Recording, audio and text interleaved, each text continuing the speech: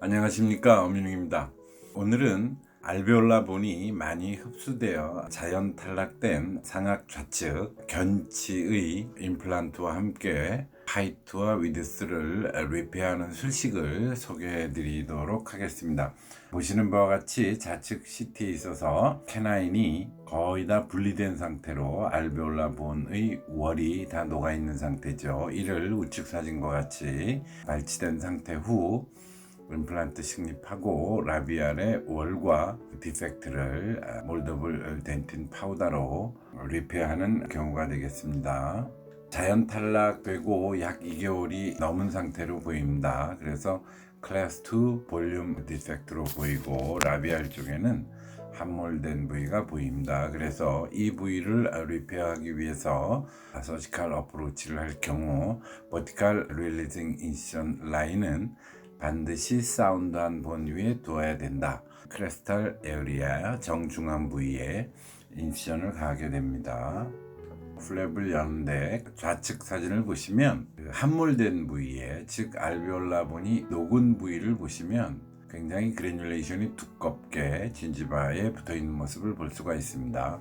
소켓 안에 있는 그래듈레이션과 이미 다 녹아버린 뼈의 밖에서 생성된 그래듈레이션, 즉 진지바 쪽에 붙어있는 그래듈레이션은 이미 파이브로틱 티슈로 분화가 끝났기 때문에 뼈로 되지는 않습니다. 그래서 플랩에 이용하기 위해서 한 몸으로 플랩 리플렉션을 하시고요. 리플렉션 하였더니 라비알 본에 코티칼 본은 이미 다 녹아 없어졌고요. 그 다음에 캔슬러스 본이 노출되어 있는 모습이 보입니다. 그래서 플랩을 크레스탈 에어리아에서도 열었기 때문에 팔라탈 마지널 본, 즉 비주얼 본을 반드시 확인하시고 그 다음에 임플란트 식립하기 위한 프레퍼레이션을 하시면 되겠습니다. 동영상 보시겠습니다.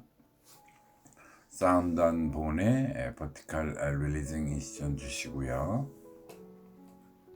크레스탈 에어리아에도 인시전을 넣으시면서 함몰 부위 가운데에는 루트의 루트가 발치된 부위가 보이시죠. 그래서 함몰된 부위의 그래듈레이션을 한 몸으로 이렇게 드러내시면 되고, 나중에 이 부분을 티슈 리액터로 사용하시면 됩니다. 캔슬러스 본이 보이시고요. 크레스탈 에어리아에서 팔라탈 쪽 사이드, 즉 베이지알 본을 확인하시면 되겠습니다. 그리고 팔라탈 본을 따라서 임플란트를 식립할 수 있도록 플랩을 하고 임플란트를 좌우 측절치와 제1소구치의 시멘트 에나멜 정션 또는 대부분 팔라탈 본을 기준으로 심게 되면 하이트와 위드스를 동시에 오그멘테이션 해야 되는 경우가 발생하게 되죠. 식립하시는 거 잠시 보시겠습니다. 인덴테이션 먼저 주고요. 임플란트 식립될 방향과 임플란트가 들어갈 위치 확인한 다음에 드릴링 하게 됩니다. 임플란트 드릴을 먼저 시행하는 경우 이런 디펙트의 사선 때문에 드릴이 많이 미끄러지는 경우가 생기기 때문에 먼저 하이스피드로 인덴테이션을 주고 그 주변 부위는 염증성 본을 제거하고 블러드 서플라이를 위해서 디코티케이션, 즉 퍼포레이션을 시킨 모습입니다. 그리고 임플란트 식립하고요. 플랩 매니지먼트를 하게 됩니다. 즉 임플란트 식립 후 하이트와 위드스를 동시에 오그멘테이션 하기 때문에 내부 공간 스페이스가 많이 확장되므로 프라이머리 클로저를 위해서 페리오스테알 릴리징 인시전을 매우 심하게 해야 됩니다. 그래도 모자라는 경우가 많으므로 이 경우에는 진지바에 붙어있던 파이브로스 티슈로 분화가 끝난 그래듈레이션을 거꾸로 리버스 플랩으로, 즉 크레스탈 베이스드 플랩으로 만들어서 텐전 프리 시처를 할 수 있도록 플랩으로 이용하게 됩니다. 이를 티슈 리액터라고 하는데, 그래듈레이션을 잡아서 내부에서 거꾸로 인시전을 넣어서 바깥으로 펼치는 모습입니다. 우측 사진을 보시면 그 여유만큼의 플랩이 생기기 때문에 릴리징 인시전에 상당한 도움을 많이 주게 되죠. 동영상 보시겠습니다. 에피칼 베이스 쪽에서 인시전을 넣어서 크리스탈 베이스드 플랩으로 그래듈레이션을 거꾸로 펼쳐내게 됩니다. 즉, 이 차지했던 이 티슈 리액터, 이 그래듈레이션이 차지했던 공간이 임플란트와 함께 이식제로 인해서 오그멘테이션이 되므로 그 위를 덮어줄 수 있는 좋은 공간을 확보할 수 있게 되죠. 크리스탈 에어리에서 펼치기 위해서 다시 한번 얇은 인시전을 주고요.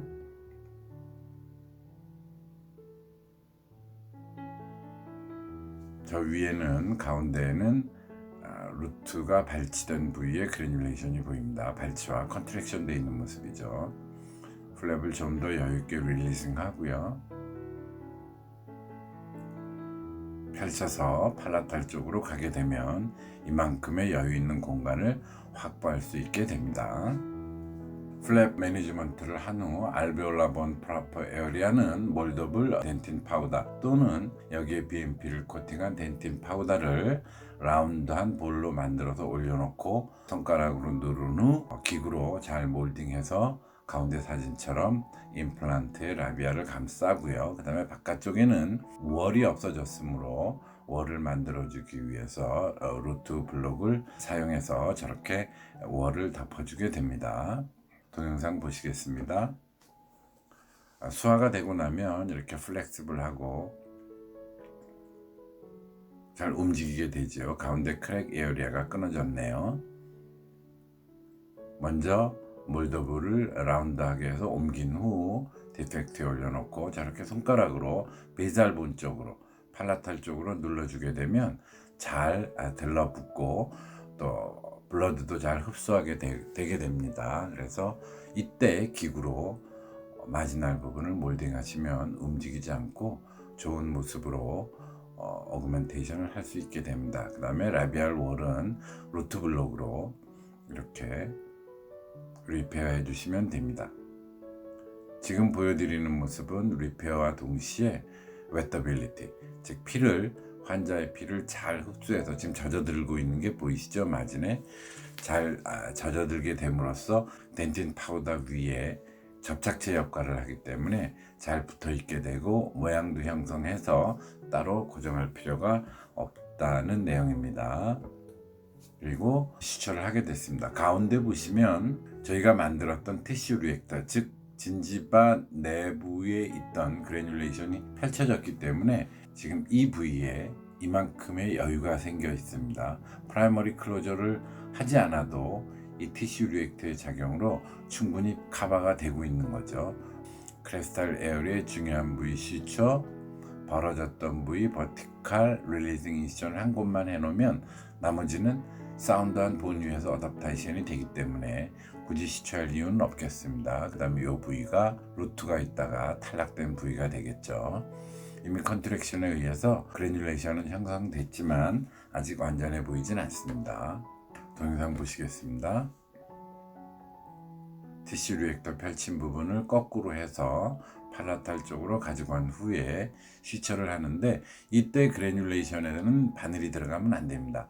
왜냐하면 아직 약하기 때문에 시처가 되지가 않으므로 사운드한 진지바 위로 저렇게 니드를 스티치하고요. 그 다음에 팔라탈 사운드한 마진으로 니드를 넣어서 스퀴징 하지 않습니다. 어프록시메이션 시초와 같은 개념으로 그 사이에 충분히 저 티슈 리액터에 해당하는 그래듈레이션이 제자리를 지킬 수 있도록 어프록시메이션 시초만 해주시면 됩니다. 예, 이렇게요. 꽉 짜지 않습니다. 두 번째 마진에서 팔라탈 쪽으로 다시 인게이지 하고요.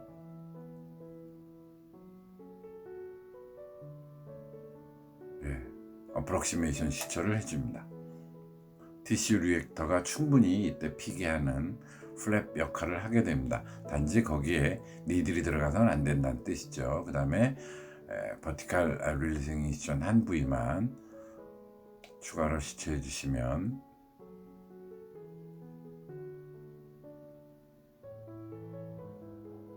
반대편 쪽 버티컬 인시전은 어댑테이션이 잘 돼 있죠. 그래서 굳이 시추하지 않으셔도 베이스가 사운드한 보님으로 매우 잘 힐링이 됩니다. 좌측 사진이 수술 직후의 모습입니다. 크레스탈 에어리아 시추가 됐고 버티컬 릴리징 인시전 에어리아 여기는 놔두죠. 사운드한 본이 밑에 있고 술 후 약 3일에서 5일 서지컬 스테이지에서는 이 부위를 통해서 필요한 드레인은 될 수 있도록 열어두게 됩니다. 5일째의 모습입니다. 루트가 빠졌던 그래듈레이션 에어리아가 오히려 세컨다리 힐링이 되고 있으며 버티컬 릴리징 인시전 열어놓았던데도 세컨다리 힐링이 되고 있습니다. 열흘째 스티치 아웃하기 전의 모습인데 이미 거의 슈처했던 부위, 크레스탈 에어리아의 티슈 리액터로 피게 되었던 부위, 루트가 빠져나왔던 익스트랙션 소켓 부위, 버티컬 릴리징 인시전 오픈했던 부위가 거의 다 열흘째는 세컨다리 힐링이 되고 있는 모습을 보이고 있습니다. 교환면을 보시면 티슈 리액터가 있던 부위도 거의 완벽하게 세컨다리 힐링이 되고 있고요. 3주 후의 모습입니다. 제일 힐링이 늦은 부위가 역시 발치완이에요. 즉 루트가 빠져나왔던 부위고 버티컬, 크레스탈 에어리아 다 힐링이 되어가고 있습니다.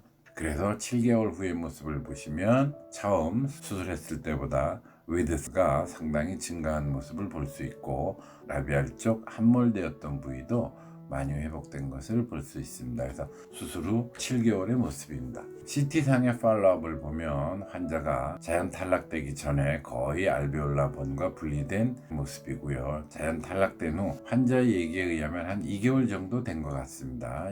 팔라탈 쪽으로 임플란트를 식립하였고 여기 끊어진 코티칼 본의 경계가 보이면서 여기 이식제가 보이시죠?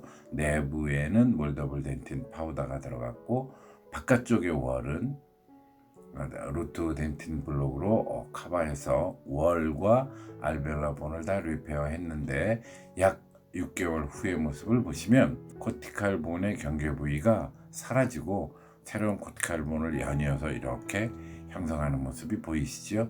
안에 알베올라 본 프라포에도 본을 만들기 시작하는 게 보입니다. 그리고 약 12개월 후 템포러리 프로세스를 한 경우인데 13mm의 임플란트에서 회복된 리페어된 에어리아가 거의 12.9mm로 흡수됨 없이 리페어한 대로 라비알 볼륨을 유지하면서 여기 여전히 끊어진 코티칼 본의 경계는 사라지고 새로운 코티칼 본을 만들고 있고 이제 이 임플란트 넥 에어리아의 코티칼 본을 만들면서 가고 있죠. 내부에는 상당한 양의 뼈를 만든 것으로 보이고 있습니다. 그래서 오늘의 메시지는 클래스 2 볼륨 디펙트에서 즉 하이트와 위드스를 같이 오그멘테이션 해야 되는 경우에 있어서는 덴틴 파우더를 알베올라 본 프라퍼에 그 다음에 라비알 월 리페어에는 루트 블록을 사용할 수 있다는 것이고 이 경우에 볼륨의 증가가 상당하므로 연조직의 피계가 상당한 문제가 됩니다. 그래서 정상적인 페리오스탈 릴리징을 가지고는 서커스 뎁스를 잃어버리거나 또는 텐전 때문에 여러 가지 어려움을 발생할 수 있기 때문에 클래스 2 볼륨 디펙트 있어서는 아까 먼저 보여드린 그래듈레이션 즉 티슈 리액터라는 이미 분화가 끝나서 뼈로 바뀔 수 없는 조직을 이용해서 텐전 프리 시초를 할 수 있기 때문에 스페이스 확보로 인해서 큰 문제 없이 약 10개월 후에 이렇게 새로운 코티칼 본을 형성해 가고 있고 지금 마지날 본에서 왕성한 리모델링으로 본 포메이션을 하고 있는 모습을 볼 수가 있겠습니다. 오늘은 싱글 임플란트지만 굉장히 복잡하고 어려운 임플란트라고 보이는데요. 되도록 간단한 술식으로 덴틴 파우더를 이용하고 연조직 매니지먼트를 이용해서 좋은 결과를 얻을 수 있는 술식을 소개해 드렸습니다. 이후 팔로업은 CT를 가지고 다시 한번 보고해 드리도록 하겠습니다. 감사합니다. 어민링이었습니다.